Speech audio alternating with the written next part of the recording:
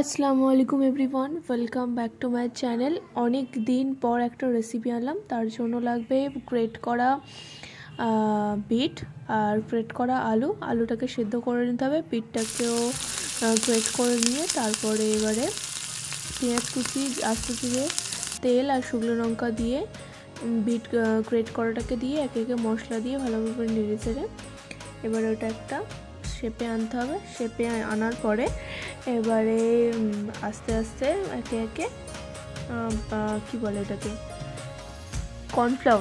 কর্নফ্লাওয়ারকে deep করে তারপরে bread ক্রাম্বে দিয়ে কোট করে নিতে হবে।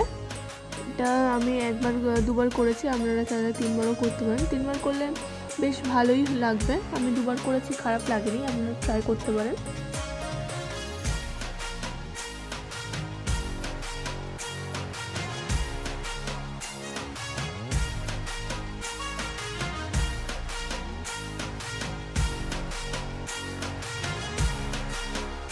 সবগুলোকে একসাথে করে একে একে করে রাখতে হবে। আমি ফ্রিজ করেছিলাম 2 ঘন্টা মতো, আপনারা চাইলে 2 ঘন্টার বেশিও করতে পারেন।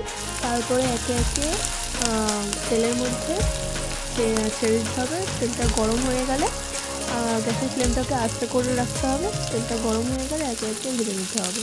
তারপরে আপনারা টমেটো কেচাপ বা মিয়োনিজ দিয়ে ট্রাই করতে পারেন। একবার ট্রাই করে দেখুন, খুবই ভালো লাগবে। কেমন হয়েছে কমেন্টে নিশ্চয়ই জানিয়ে দেবেন।